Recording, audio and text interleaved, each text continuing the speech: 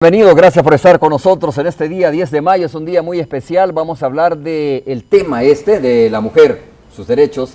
Quería comenzar este programa haciéndonos una pregunta, ¿no? ¿Qué tanto hemos avanzado? Hoy estamos contentos porque es 10 de mayo y esa es una fecha, suficiente o un dato suficiente para estar contentos, pero también hay que preguntarse cómo se ha avanzado para tutelar los derechos de la mujer desde la Presidencia de la República, desde la Fiscalía General de la República, desde el ente judicial, ¿no? O del sistema judicial de nuestro país. Vamos a hablar con Ima Higuerola, que está con nosotros de Ser Mujer. Ima, muchas gracias por acompañarnos esta mañana. Bienvenida. Muchas gracias, Romeo, y a nuestras amigas y amigos que siempre están en sintonía de tu programa. Sí. Un saludo, por supuesto, a mi mami y un saludo también a todas las mujeres en El Salvador. Pero por supuesto que es un día no solamente de alegría, sino de gran reflexión por los altos índices de violencia contra las mujeres que enfrentamos diariamente y que enfrentamos como mujeres, pero que también las madres en El Salvador viven un luto casi constante en nuestro país. Rosa María Hernández Sosa, de Católicas por el Derecho a Decidir, capítulo de El Salvador, está con nosotros también. Rosa María, muchas gracias por acompañarnos. Bienvenida. Muchas gracias por la invitación a este programa.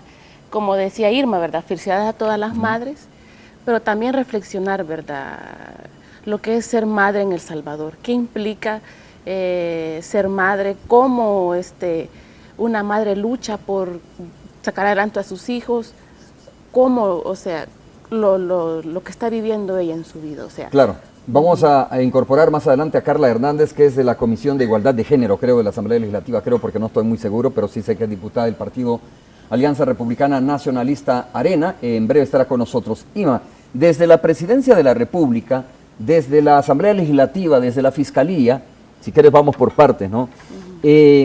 Además digo de estar contentos que hoy es el Día de la Madre, el 10 de mayo. Bueno, ¿hay otras razones por las cuales debemos de estar contentos?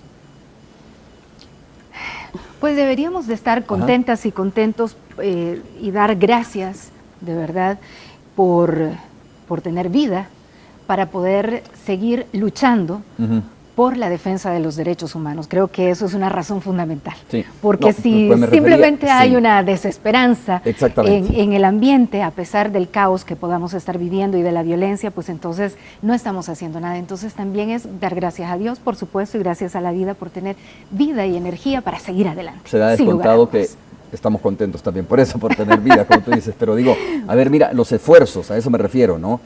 ¿Cómo se ha avanzado precisamente para eso, para tutelar los derechos de la mujer, para brindarle oportunidades a la mujer, para que mujeres y hombres tengan igualdad de condiciones, etcétera, desde estos tres ámbitos que te he mencionado? Estamos paradas sobre los hombros de muchas mujeres que a lo largo de la historia, en el mundo y en el país, han dado su vida porque los derechos sean respetados, porque haya avances sustanciales. Estas no son dádivas de los gobiernos, no son concesiones que los hombres nos hacen o que las mujeres en los gobiernos nos hacen. Esto realmente es una conquista diaria y una conquista que no viene de los acuerdos de paz, que no viene de un par de décadas, sino que es una lucha que en nuestro país ni tampoco viene solo desde Prudencia Ayala, sino que desde muchísimo más atrás. Y esto nos habla entonces que si empujamos, si fortalecemos el trabajo de incidencia por la defensa, la promoción, la formación en derechos humanos y la vivencia de los derechos humanos, y en particular de los derechos de las mujeres, de niñas, niños, adolescentes y de la familia en general, pues en esa medida es que los avances se van dando. Son avances ciertamente en la legislación, tenemos leyes importantes. ¿Hay avances y retrocesos?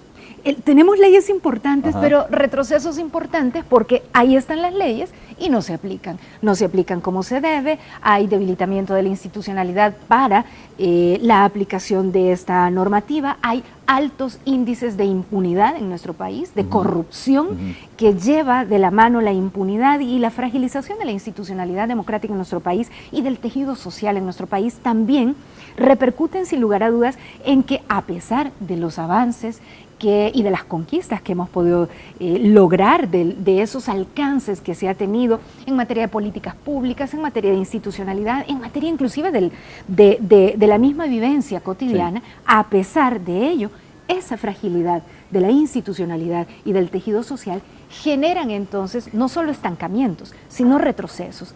Y entonces, claro, tú decías que fuéramos como por partes de cada una de las instituciones, sí, también. Sí, sí. No sé si ahorita o no, en mira, el quiero transcurso. preguntarle a Rosa María, desde el movimiento, ¿no? Católicas por el Derecho a Decidir, ¿cómo están viendo también la situación de la mujer en El Salvador? Yo sé que si hablamos de los países centroamericanos estamos hablando de una similitud, pero sin duda que otros países han avanzado, ¿verdad? En comparación con otros respecto a este tema, y otros habrán tenido retrocesos, pues es como una cuestión de, digamos, de, si se quiere, si me permites el término, normal, que unos países avancen más, otros retrocedan un poco. Retroceder quizás no sea normal, ¿no? Pero avanzar sí, porque algunos hacen un mayor esfuerzo en inversión, en leyes, etcétera, o iniciativas que favorecen a la mujer. Bueno, desde Católicas por el Derecho a Decidir es una realidad preocupante. Vivimos en un país donde el Día de la Madre es una gran celebración, pero ¿cuántas de estas mujeres que son madres se les da la opción de elegir serlo? Por ejemplo. Por ejemplo, ¿verdad?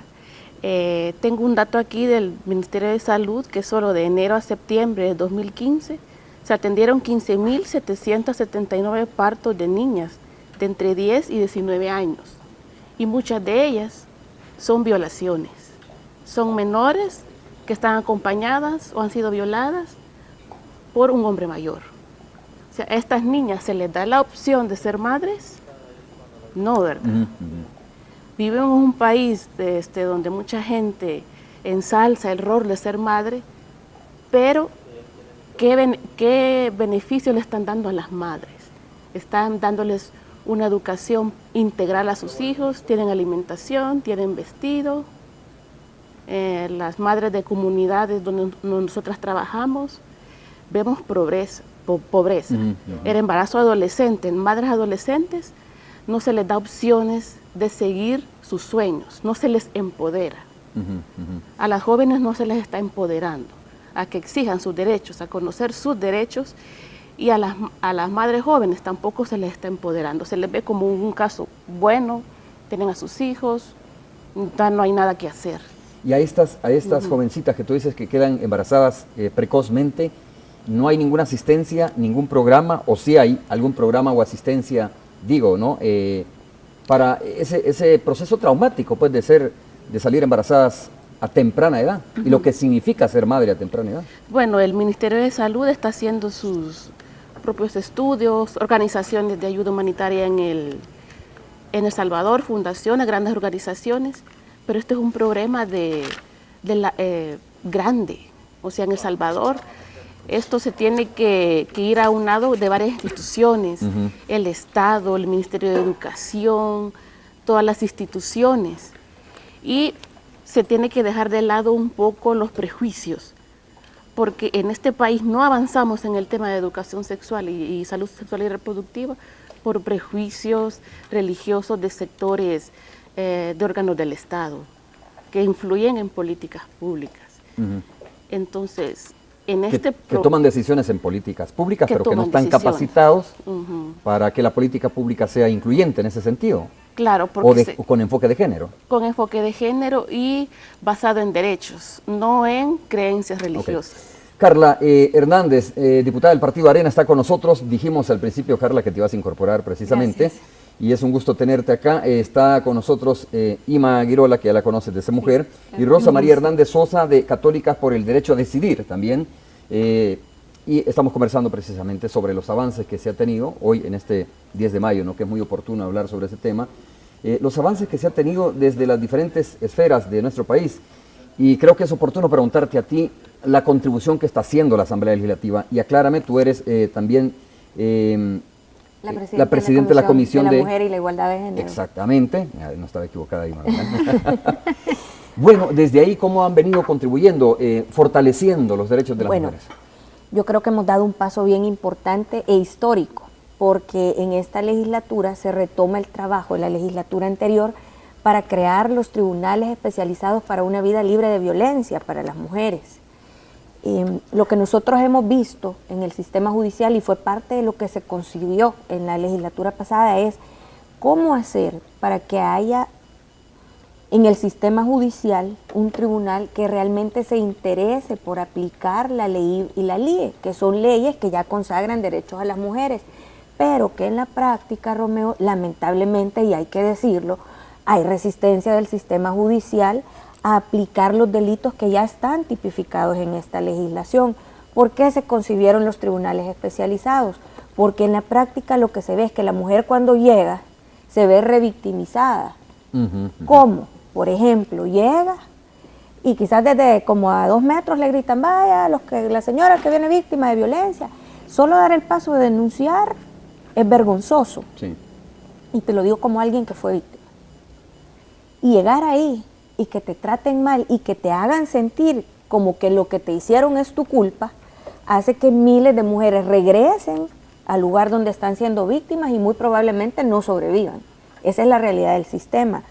Justo en la Comisión de la Mujer, entonces tomamos a bien darle seguimiento a este proceso que se había iniciado con la Corte Suprema de Justicia, y el 25 de noviembre del año pasado, cuando aún no teníamos ni un año, digamos, sentados ahí, sí, logramos presentar con la Corte a la Asamblea el anteproyecto de ley de los tribunales, que ya es ley de la República. Carla, solo aclárame un punto, que es bueno que lo sepa la población salvadoreña: resistencia del sistema judicial a aplicar leyes. Así ¿Por qué es. razón? Si es una ley, tienen que aplicarla, ¿no? Es no hay que deberían, pero vaya, te voy a dar un ejemplo de las cosas que nosotros hemos identificado en la LEIV, que es la Ley Integral Especial para una Vida Libre de Violencia contra las Mujeres. Ahí se determina que el ISDEMU es el ente rector. ¿Qué significa esto? Que es el que va a monitorear que las disposiciones de la ley se cumplan. Sin embargo, el ISDEMU, cuando se enfrenta a denuncias de usuarias que le dicen, mire, el juez o la jueza me trataron mal, me revictimizaron, se negaron a darme un acceso real a la justicia. Yo he oído de casos que las mujeres han llegado y el victimario está reunido como gran charada con el juez. Y a la hora de entrar a la audiencia, la que sale culpada es la mujer y el hombre se va como que nada. Y esto hay que decirlo, esto está pasando en la realidad. Entonces, esto es algo que no es de ahorita. Esto ha sido histórico. La diferencia entre el antes y el ahora es que hoy tenemos legislación desde el 2012, pero lamentablemente hay una resistencia en el sistema judicial a aplicarlo. Pero por puro capricho o yo ¿qué? creo Por que es una malinchismo. yo creo que es una cultura machista incluso en las mujeres, porque las últimas denuncias que yo he recibido con documentos en mano, que no me compete recibir denuncias, pero la gente se aboca quizás por la naturaleza de mi puesto, ¿no? De legisladora, y porque estoy en la Comisión de la Mujer, es que hay juezas que han tratado a la víctima como que si ella tuvo la culpa de lo que le pasó. Entonces, cuando tú ves eso, decís, necesitas una instancia especializada que sea 100% responsable que esta legislación se aplique, pero que además esté preparada para manejar el caso, para que la mujer no llegue y salga más avergonzada de lo que entró, porque hasta eso, o sea, los psicólogos, los sociólogos que van a estar ahí van a tener un perfil específico y van a estar también el personal administrativo de los tribunales preparados con toda esta legislación que ya tiene 4 años de vigencia. O sea, Ima, el diseño de la justicia, ¿no? No está preparada, no sé si es la palabra correcta, si el diseño de la justicia no está preparada precisamente para un enfoque de género, para tratar a la mujer, digamos, como se debe en ese sentido. Hago este comentario por lo que dice Carla, ¿no? Claro. Es decir, mira cómo se revictimiza en los juzgados, pues, cuando debería ser, digamos, una protección especial a que se le dé a una persona, a una mujer, que ha sido víctima de abuso sexual, por ejemplo, o de agresión. En primer término, todo el sistema de justicia, todo el aparataje que incluye la parte judicial, pero que incluye también las otras instancias del sistema de justicia, no están preparadas para pensar en las víctimas. En primer término, no están preparadas, y no solo no están preparadas, sino que no están pensadas y estructuradas ideológicamente para garantizarle los derechos tanto a nivel de procedimientos, pero a nivel de toda la aplicación de la justicia a las víctimas. Y en particular hay un elemento ideológico fundamental que constituye una barrera para el acceso a la justicia, especialmente para las mujeres, niñas, niños, adolescentes, en relación al acceso a la justicia. Y esto es precisamente la visión sexista, la visión patriarcal y la visión adultocéntrica que hay en relación a la aplicación de la justicia. De manera que entonces, tanto, encontramos en los tribunales y en el órgano jurisdiccional, en el órgano judicial, encontramos juezas y jueces que realmente no responden a una visión no sexista, no patriarcal para el acceso a la justicia, como también en el lado de la Fiscalía, como en el lado de la misma Policía Nacional Civil, como en el lado también, inclusive los peritajes forenses, que habrá que hacer todo un trabajo en el Instituto de Medicina Legal, que depende de la Corte Suprema de Justicia, y en las demás instancias, incluyendo a la Procuraduría General de la República, por ejemplo. En este sentido, sí es importante señalar los avances sustanciales que hemos venido empujando y que se han venido dando, pero también hay que reconocer que algo ha fallado y hay que identificar con claridad qué es lo que ha fallado, que a pesar de la cantidad de inversión que se realiza para la capacitación de las diferentes operadoras y operadores de justicia, todavía seguimos viviendo una situación de clara discriminación, estigmatización y revictimización a la vida. Qué interesante eso, Rosa María. Yo creo que porque no baja, yo coincido con Ima, o sea, se queda en el nivel de la capacitación, pero como no hay sensibilización muchas veces, no se sienten convencidos de aplicar esto que les enseñaron. Y cuando uno va al territorio se da cuenta que las mujeres ni siquiera saben que existen estas leyes. O sea, si ni siquiera conocen de sus derechos, ¿cómo dan el paso a denunciar? Y otro de los temas que identificábamos es que, miren, tenemos un montón de legislación que está violando los derechos Iba a decir a las exactamente mujeres. eso. No, pero fíjate que además, si tú ya te le voy preguntas... a contar lo que hemos Y que se tiene que armonizar realmente. Rosa María, quiero escuchar tu opinión. Retomemos ese tema, porque si tú, a ver, preguntas cuántas leyes hay aquí que se han emitido, aprobado, ¿no? Digo, tratando de proteger a la mujer, de hacerle valer sus derechos, mejor dicho, más que de proteger, de hacerle valer sus derechos. O sea, podemos enumerar una gran cantidad, pero a pesar de eso, como dice Ima, o sea, probablemente no se esté materializando eso, no lo esté viendo la mujer, digamos, de alguna manera. Y de hecho mencionabas tú, Ima, el tema de tanta gente que es revictimizada, pues, a pesar de las leyes, o de tanta capacitación que se imparte, y que al final decís, mire, ¿de qué sirve si los operadores continúan funcionando igual o fallando igual? Y no de qué sirve, pero que, que hay que adentrarnos y justamente en el tema de la sensibilización. A ver, Rosa perdón. Sí, la discusión que muchas veces tenemos, ¿verdad? No basta que estén las leyes, que estén los papeles, sino que hay que darles cumplimiento. Yo siento que hay que sensibilizar más a los órganos judiciales y legislativos, pero también empoderar a las mujeres. Esas leyes están, pero si vamos a las comunidades, ¿cuántas mujeres conocen esta ley? Muchas mujeres todavía viven el analfabetismo. A esas mujeres analfabetas, ¿cómo les vamos a hablar de sus derechos, que existen estas leyes? ¿Cómo pues ellas pueden reclamar estos derechos y que estas leyes se cumplan? Porque las leyes están, y aunque se tiene que sensibilizar a los órganos competentes, tiene que haber un empoderamiento de las mujeres para que sepan que estas leyes están. Tienen que estar informadas. Y no hay una unidad, digo, pero hay instituciones, ¿no, Carla, que deberían de hacer esa función? Es que a eso voy. Hay atribuciones que se dan por ley y competencias que se establecen, por ejemplo, en la ley y la LIE, habla de las instituciones responsables de la divulgación para que las mujeres conozcan de sus derechos, el Ministerio de Educación, en las escuelas, las universidades, ISDEMU también, que está haciendo su parte, pero no le alcanza, porque cuando vemos el presupuesto del ISDEMU es tan pobre que definitivamente para la responsabilidad que le da la ley es bien complicado. Pero a mí me encanta lo que dice Rosa María, porque yo hice una medición cuando estaba en campaña. Andábamos entregando paquetes alimentarios. Más del 80% de las mujeres arriba de 40 años que recibieron un paquete solo puso su huella digital. Y si las mujeres no saben que tienen derecho a estudiar, ¿cómo van a saber que tienen derecho a denunciar si son agredidas? Ni siquiera saben lo que es la violencia económica. En el campo no saben qué es violencia, que le digan te portaste mal y no te voy a dar para la comida de los niños. Entonces hay un gran reto en la parte de educación y de divulgación, que es lo que estamos haciendo en la Asamblea con la Comisión de la Mujer. Nos hemos reunido junto con la Fiscalía y con la Policía para ver cómo vamos a entrar a articular un solo esfuerzo para poder, en los 262 municipios, que estas instituciones en un solo esfuerzo puedan no solo atender víctimas, sino también tener un programa de divulgación. Esto está en pañales todavía, pero la otra parte que estamos haciendo es determinar en qué legislación hemos encontrado vicios que violan los derechos de las mujeres. Yo no sé, y muchas mujeres que nos escuchan este día, y ustedes no me van a dejar mentir, ustedes saben que una viuda que busca una pareja pierde su pensión cuando ese dinero es lo que dejó su pareja que falleció.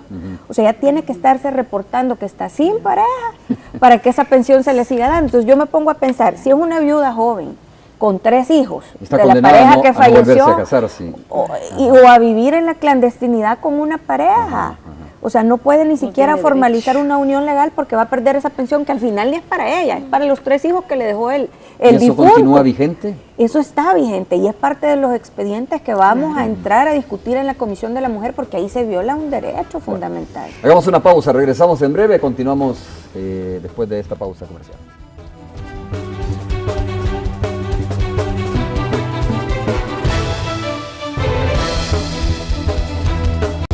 Bueno, estamos de regreso, gracias por continuar con nosotros. Ima, escuchamos tu opinión nuevamente sobre esto. Sí, que me quedé, fíjate que todavía me quedé reflexionando sobre lo que decías, cómo es posible que la mujer pierda la pensión si vuelve a contraer matrimonio, ¿no? O tener una pareja, aunque no haya una unión legal. ¿Sí? Tiene que reportar. Esas son de las partes que hay que ir, supongo yo, afinando. Y es que lo que pasa es que justo esto que estabas mencionando, Carla, y que Rosa María también lo señalaba aterrizado en la realidad concreta, es que no basta con que tengamos una legislación o un conjunto de leyes muy buenas y muy avanzadas, por supuesto que sí. Si, uno, no están armonizadas, porque también es que ahí tenemos una serie de fallas. 2, no tienen un presupuesto, el idóneo, el suficiente, el necesario para poder implementarse. 3, no hay no solo la capacitación, sino la sensibilización para que el recurso humano que vaya a implementarla, que vaya a monitorearla, que vaya a aplicarla, realmente tenga claridad y no esté obnubilada por esta visión machista que le llamamos sexista, patriarcal. Y por otro lado también que haya una coordinación entre las instituciones, un trabajo de incidencia también desde las mismas organizaciones en relación al monitoreo, a la Contraloría Ciudadana. Y luego en este tema de la desarmonía de la legislación, y es que encontramos, por ejemplo, las recomendaciones de Naciones Unidas a través de los diferentes comités, del Comité de Derechos de la Niñez, del Comité de Derechos de las Mujeres, del Comité de Derechos Humanos, para mencionar algunos de ellos, contra la discriminación, han señalado de manera reiterada una serie de, por un lado, sí, efectivamente, los saludos y los reconocimientos para el Estado salvadoreño por los avances que se han implementado, pero por otro lado, las preocupaciones de estos comités en relación a acciones y a medidas que no se están llevando adelante. Y en particular, por ejemplo, en el caso de las mujeres y de las niñas y de las adolescentes, uno de los temas que está ahí todavía pendiente, entre otros, tiene que ver, por ejemplo, con la edad mínima para contraer matrimonio. Sigue vigente en nuestro Código de Familia una normativa en relación a las niñas, a las adolescentes, que si salen embarazadas, pueden contraer matrimonio. Con el consentimiento de los padres. Con el consentimiento de los padres. Sí, pero eso nos lleva al tema que Rosa María ya estaba señalando con respecto a los embarazos impuestos, que tienen que ver precisamente con la violación sexual. En nuestro país cada 3 horas hay una violación sexual y más del 70% de las víctimas son menores de 19 años. Y esos son datos que se cruzan entre el Instituto de Medicina Legal y el Ministerio de Salud. Pero por otro lado también otra normativa, ya no solo basta con modificar entonces el Código de Familia, sino que hay que revisar el Código Penal en relación al estupro, por ejemplo.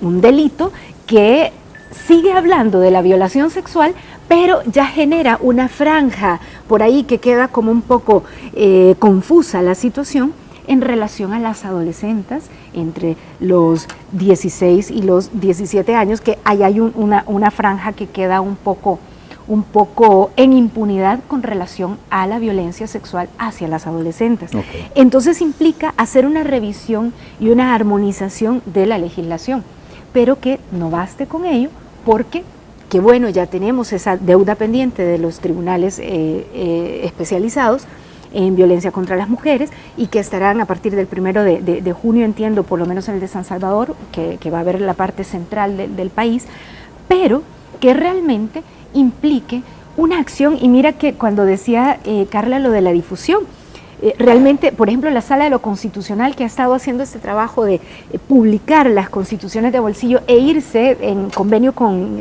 las universidades a diferentes lugares del país, pues así debería de ser el ISDEMU, así debería de ser el CONNE en relación a la Pero Alpina. no lo hace el ISDEMU. Es decir, o si lo hace, no tiene todavía la parte pues hasta ahorita no hacerlo, podemos decir con claridad. Oye, que todas estas leyes ya que se han tengo a ustedes difundido tres aquí respecto a este tema del embarazo no deseado, el aborto, etcétera. ¿Cuál es el planteamiento de cada una de ustedes sobre este tema? A ver, Rosa María. Bueno, nosotras como católicas por el derecho a decidir estamos a favor de la decisión de las mujeres. Sentimos que las mujeres siempre están siendo controladas, se les ve como menores de edad, no se les ve como personas, como mujeres autónomas que son capaces de tomar decisiones morales sobre su cuerpo y sobre sus vidas. Siempre el Estado, la Iglesia y la sociedad les está diciendo qué hacer, pero las mujeres tienen libertad de conciencia.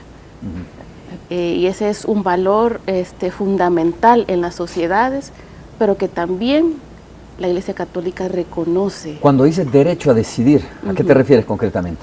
Derecho a decidir. O sea, ahí puede ser derecho a decidir cuándo ser madre, cuántos hijos tener, a qué edad los va a tener, por cuestiones de salud o por cuestiones que a ella le parezca convenientes optar por una interrupción legal del embarazo, sin que esto la llegue a ser perseguida, a ser juzgada, a ser condenada.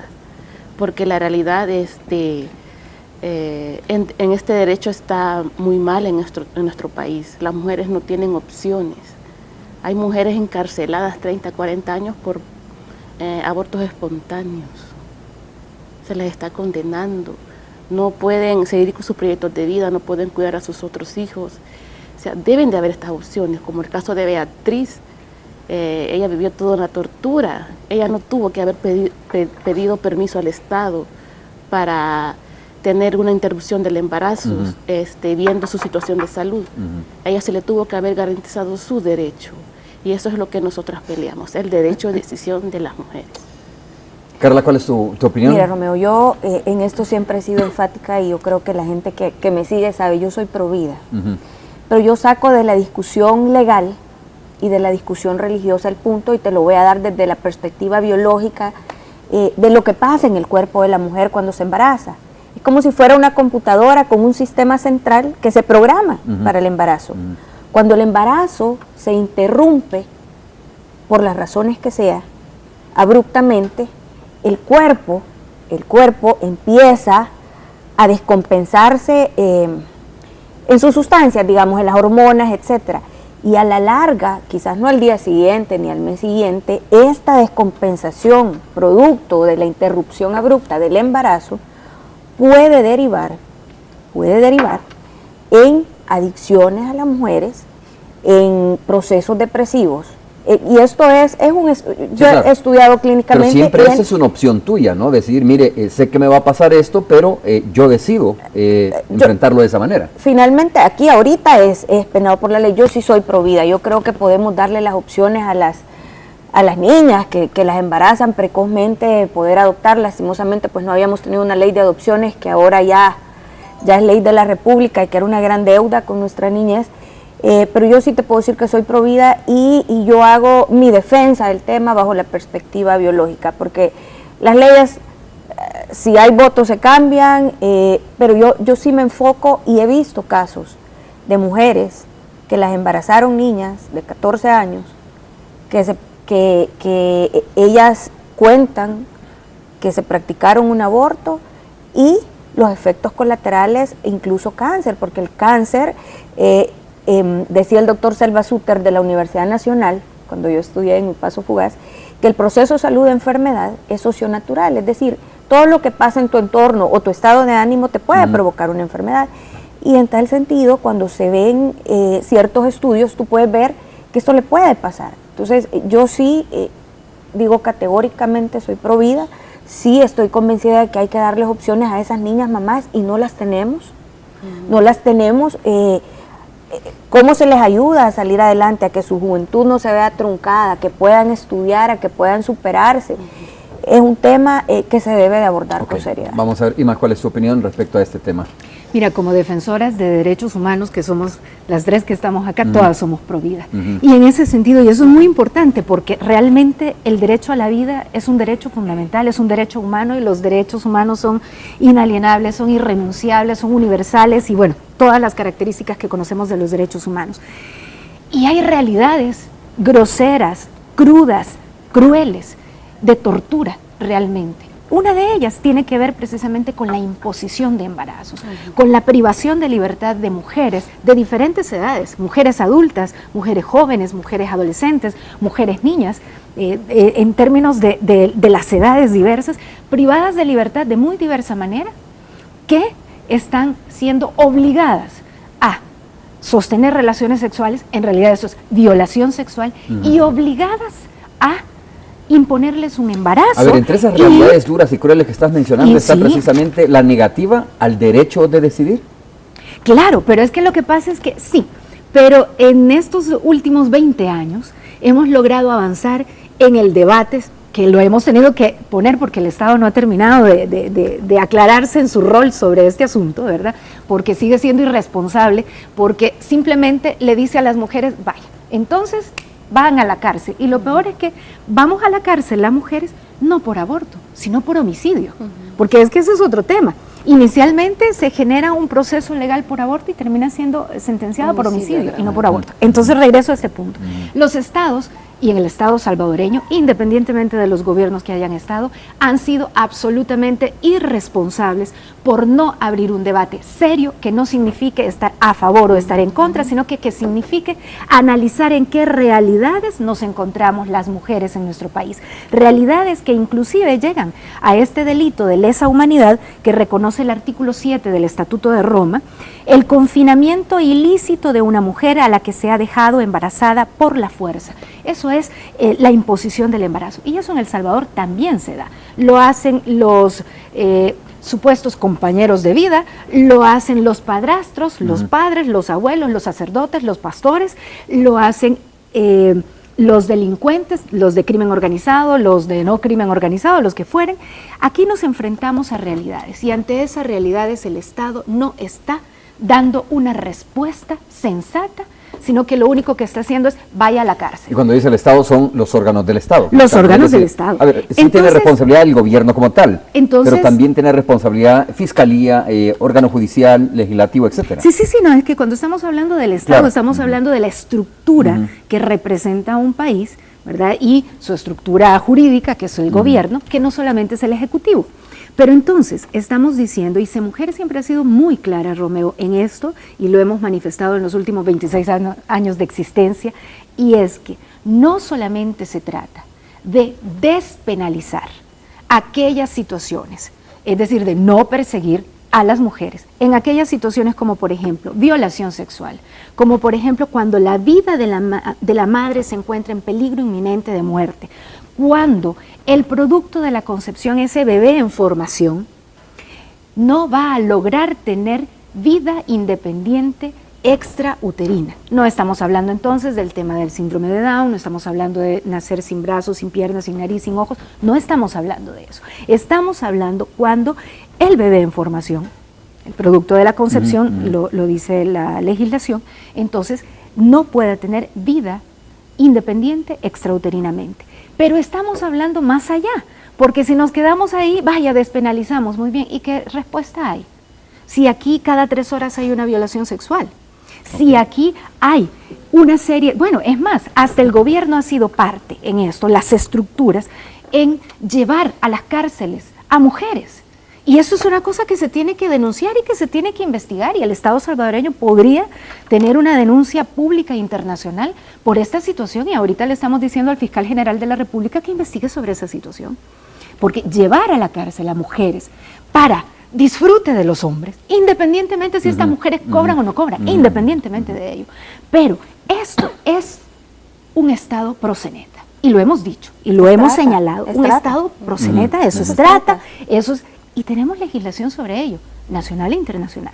Entonces, si los estados, y en particular el Estado salvadoreño, no da una respuesta sensata a la realidad existente y garantiza las condiciones para aquellas mujeres, y estoy hablando por ejemplo mujeres adultas, que decidan proseguir con un embarazo, independientemente que haya sido producto de la violación sexual, claro, que tenga las condiciones de atención integral, pero aquella que considere que no, que es lo que tú mencionas sobre ese derecho a decidir, entonces que también tenga las condiciones para, no solamente para poder llevar a cabo la decisión de interrumpir el embarazo, que debe de estar regulado también, que no es de cualquier manera, ni puede ser de ninguna forma bajo esas clínicas clandestinas y este tipo de situaciones, de ninguna manera, pero que además, así como hay la garantía de no repetición en relación a la vulneración a derechos, pues entonces el Estado tiene que garantizar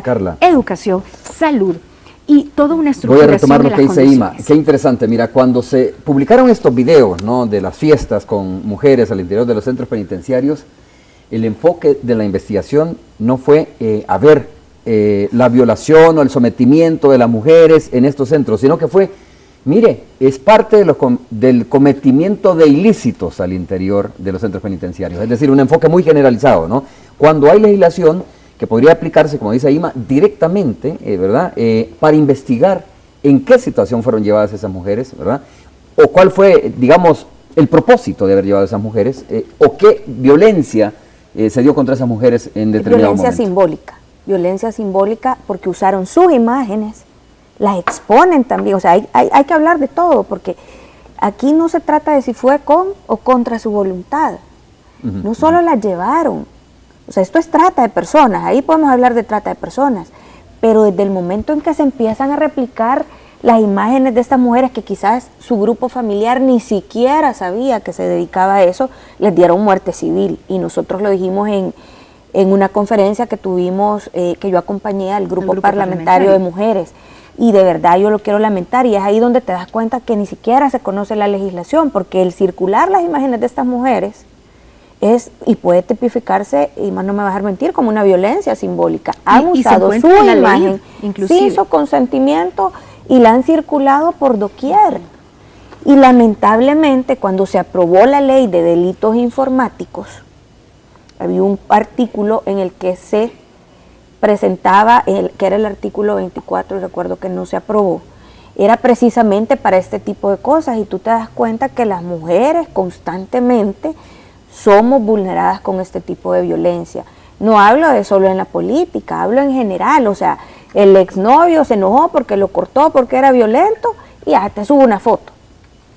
Y violan la intimidad que tenían entre ellos o el ex esposo. Entonces es bien complicado, porque cuando tú ves se configuran una serie de delitos que creen que porque las mujeres llegaron con su consentimiento no tienen el derecho de que se aplique la ley y que se haga una investigación, y nosotros por eso lo condenamos. Y de verdad que estos son los grandes avances que deberíamos de dar como país. O sea, esto es un delito de trata. Igual cuando salió el artículo sobre los ¿cómo se llaman estos centros nocturnos? De las barras show. De las barras show. Y que el reportaje decía que trabajan sin ¿cómo se llama? Hecho sin de derechos. La ministra de Trabajo hizo una visita, ¿no?, a esos lugares. Les hacen como les pagan, como les piden una cuota por lo, o sea, eso es trata. No, y la doble moral es tan grande, y es que la doble moral llega a tal punto que aunque en la legislación penal tengamos, cuando hablamos de la oferta y demanda de prostitución ajena, cuando estamos hablando, por otro lado, del cometimiento de delitos en relación a la pornografía, a la utilización de personas en actos sexuales o eróticos, cuando se comercializa con las personas, todo eso está en nuestra legislación. Claro, Rosa María, y ustedes, supongo que en C-Mujer reciben denuncias. Carla dice, bueno, yo como legisladora recibo también. ¿Ustedes reciben denuncias en la institución de la cual tú eres parte? ¿Y qué tipo de denuncias reciben, pues? Nosotras no trabajamos con ese programa de denuncias, ¿verdad? Porque nuestro trabajo más enfocado más en la incidencia y en la prevención, porque no solamente defendemos el derecho a decidir, sino que también trabajamos en la prevención, prevención de embarazos en adolescentes. Charlas, por ejemplo, capacitaciones. ¿Charlas en qué? ¿En escuelas, comunidades? Y hay escuelas y en comunidades, con jóvenes, maestros, mujeres, grupos mixtos. Ese es nuestro trabajo más de incidencia. Pero sí, en las comunidades se ven cosas, ¿verdad? De que estas cuestiones de tratas, violaciones. Claro, es que mira, se ve bien, mucho bien hasta la interesante realidad. esto. A ver, volvamos al tema de las mujeres que fueron llevadas a los centros penitenciarios, ¿no? O a las mujeres que trabajan en Barra Show. Lo que pasa es que si ellas no tienen conocimiento de la legislación, si no están empoderadas del contenido de la legislación, pues entonces ellas de repente sí, quizás esto es como normal, o lo ven normal, ¿no? Digo, ante el desconocimiento que tienen de que existen derechos o que hay legislación que se puede aplicar en determinadas situaciones. No sé si eso es parte de lo que ustedes... Por eso el tema del empoderamiento, la capacitación es importante desde muy corta edad en ese sentido. Sí, Fíjate que nosotros en la Asamblea, a pesar de que no es el rol, pero conocemos de las limitaciones del ISDEMU, nos hemos dado a la tarea, por ejemplo, el mes de marzo, que fue el mes internacional, nacional de la mujer, que iba el Día Internacional de la Mujer, fuimos a las sedes departamentales y se organizó que se invitaran a mujeres para contarles los avances que hemos tenido en legislación de las universidades, directores de escuelas, de diferentes ámbitos de la sociedad, no solo para que las mujeres conozcan sus derechos, sino que también, por ejemplo, para que los empleadores estén claros que hay una tipificación de un delito, que es el acoso laboral, y que las mujeres tienen derecho a denunciar. Y nosotros hemos hecho este trabajo, yo también formo parte de un movimiento que se llama Yo Amo Mis Curvas, que es para empoderar a las mujeres, que nació como para trabajar en la autoestima de las mujeres, pero de repente empezaron a llegar consultas de carácter legal. Entonces hoy lo que estamos haciendo ya es un programa integral para ir a contarles a diferentes departamentos, a las mujeres, cuáles son sus derechos. Y yo creo que desde diferentes ámbitos de la sociedad deberíamos de comprometernos con esa divulgación. Yo sé que ustedes lo hacen y sé también que el ISDEMU tiene sus limitaciones presupuestarias. PNUD nos apoya también, nos imprime leyes de bolsillo, como esta es la Constitución. Esta actividad que tuvimos en la Gran Vía, repartimos 300 leyes. Y les explicábamos a las mujeres, es increíble la ansia de las mujeres de conocer sobre sus derechos. Unas hacían hasta la broma a sus compañeros que estaban ahí porque habían estancias y le decían, vaya, mira, aquí te tenés que portar bien. Entonces, yo creo que esto es algo que nos tenemos que tomar en serio. O sea, de nada sirve que tengamos la legislación maravillosa. Acabas de mencionar un aspecto que quiero preguntártelo, ¿no? Por el lugar donde realizaron la actividad. Y cualquiera diría, no, mire, es que en la Gran Vía pues llega gente de mucho poder adquisitivo y, a ver, y no necesariamente ahí hay violencia intrafamiliar. De verdad que sí la hay, ¿no? Al igual que en el barrio, en las colonias, en las comunidades. Lo que pasa es que la vergüenza a veces hace que la gente no denuncie. Uno podría partir de que ese tipo de actividades, Carla, no tiene sentido en esos lugares, ¿no? Y que es allá mejor... Pero es una idea equivocada. Es una idea equivocada, por eso estoy diciendo. Es equivocada pensar que no tiene sentido. Es equivocado pensar que tiene que ver con el estrato social. Correcto. Eso no respeta. No respeta en qué estrato social esté la mujer.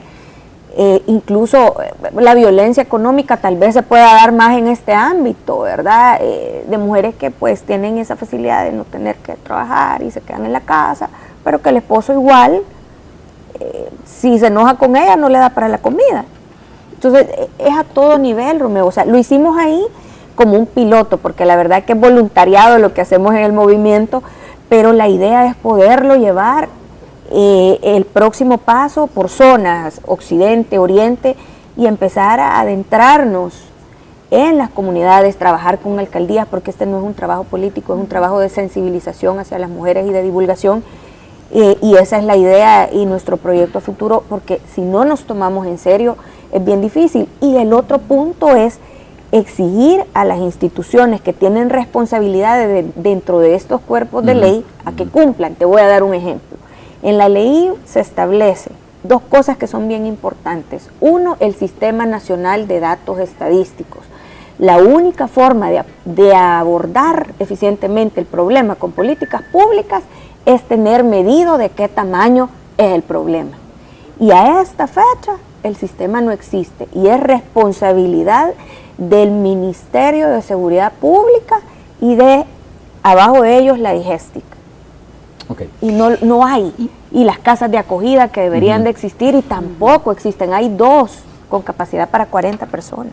No, y eso que usted está señalando, Carla, en relación al tema de la divulgación, y es que la difusión y la información y la formación sobre nuestros derechos no es únicamente circunscrita a la legislación, sino que tiene que ver precisamente de una manera mucho más amplia con el abordaje, como ya lo mencionaban también ustedes, en relación a la autoestima, el empoderamiento, que tiene que ver obviamente con conocer las leyes, pero más allá de esto, porque, y lo quiero unir con algo que no te respondí de una pregunta que hiciste hace un momentito, en relación a que las mujeres no solo desconocemos nuestros derechos y la legislación donde se plasman, sino que además creemos que nos hemos comido esta idea, ¿verdad?, de la formación que tenemos en una formación sexista, patriarcal, de que sí es válido que las mujeres nos veamos como objetos sexuales y que es válido que el resto nos vea como objetos sexuales, aún si cobramos, entonces no es problema. Y esta es una situación que nos lleva a hablar de la deformación de la identidad de género de mujeres y de hombres. Hemos aprendido diferentes expresiones de violencia y hemos aprendido que son naturales, las hemos naturalizado y justificamos la violencia de esta manera. Bueno, vamos a hacer una pausa y regresamos en breve ya para el cierre prácticamente de la entrevista. Volvemos.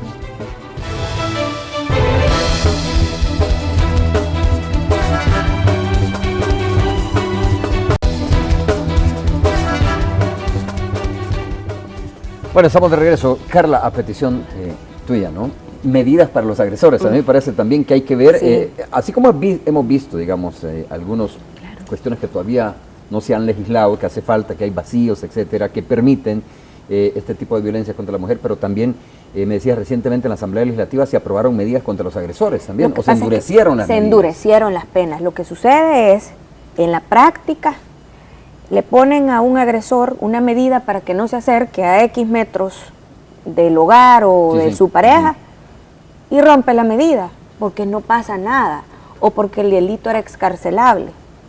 Entonces, ¿qué pasa? Si es una pena de 3 años para abajo, es excarcelable, no va a ir a la cárcel nunca. Lo que hicimos desde la Comisión de la Mujer e Igualdad de Género es legislar para que se salga de esa categoría de una pena excarcelable. Porque el problema es que hemos visto que muchas mujeres, y yo conozco un caso y les comentaba, que su expareja, aún con medida, llegó, la sacó a medianoche de su casa, con sus hijos durmiendo, y la mató estrellándola contra la pared. Se lo llevaron porque lo buscaron, pero regresó a tiempo para ir a exigir que quería cargar el féretro de su compañera de vida. Y ya no pasó a más. Esa es la realidad de las mujeres. Entonces, yo espero de verdad que esta vez el sistema judicial no se vaya a resistir a aplicarlo, porque fueron reformas al Código Penal.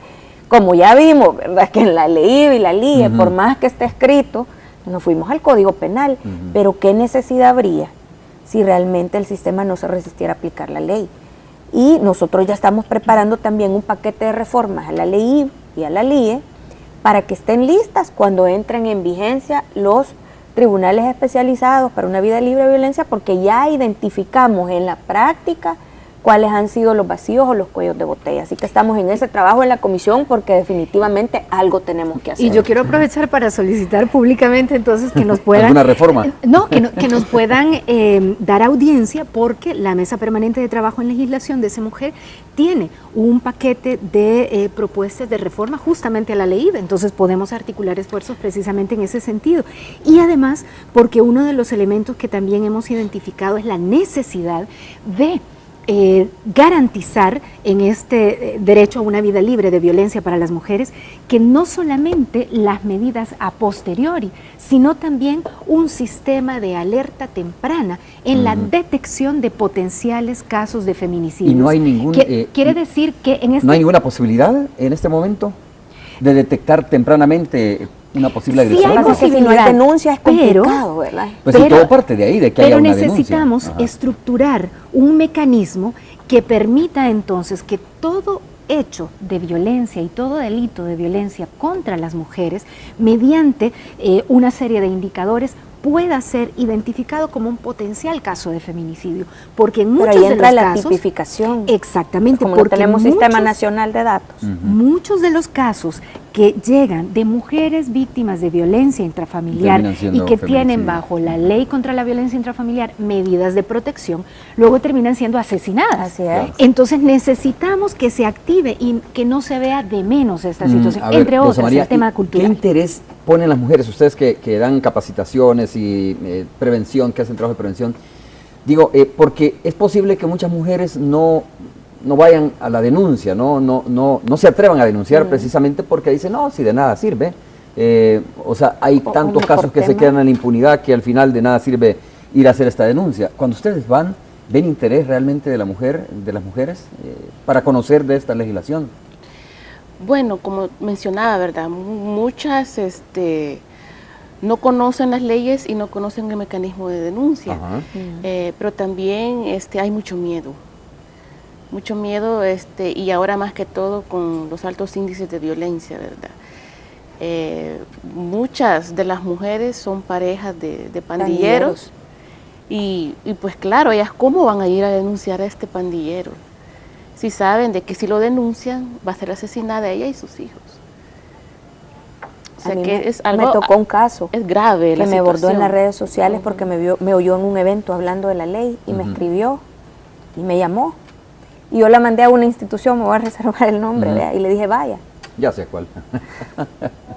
Y fue y me volvió a llamar y me dijo, mire, dicen que no me atienden. Hice un par de llamadas y le dije, vuelva a ir que la van a atender. Váyame. Volvió a ir y me dijo, ya fui, pero me da miedo que le digan. Nunca más supe de ella. Y a mí me da una gran tristeza porque yo no sé si se desinfló del sistema y por eso ya no me buscó o le pasó algo. Sí, claro. Pero eso de que porque son parejas de pandilleros no denuncian, también sucede. La mujer tiene miedo de denunciar porque el ciclo de la violencia es así. Primero piensa que la quiere y que por eso la trata así, pero cuando finalmente se convence de que ya no la quiere, le da miedo denunciar porque la puede matar. Bueno, es el ciclo terminamos. vicioso de la violencia. Carla, muchas gracias por haber estado con Gracias, nosotros. Romeo. María Gracias. también, gracias. Y Qué gusto. cordialmente invitada a la comisión. Hacemos Muchas le gracias. explico Sí, las formalidades la después. entrevista. Claro, que Yo sí, solo gracias. quisiera dar un mensaje, Sí, ¿cómo porque no? en el marco del Día de las Madres, darle un mensaje a mi Ari y a mi Andy, que son mi vida y el regalo más maravilloso que me ha dado Dios. Bueno, Carla, muchas gracias. Entonces, Ima Gracias, también Romeo. muchas gracias por habernos Muchísimas acompañado. gracias. Muchas Hay que gracias. denunciar la violencia, venga de donde venga, pero hay necesidad de que las estructuras del Estado respondan de manera diligente. Claro. Los espero mañana miércoles, es todo. Buenos días.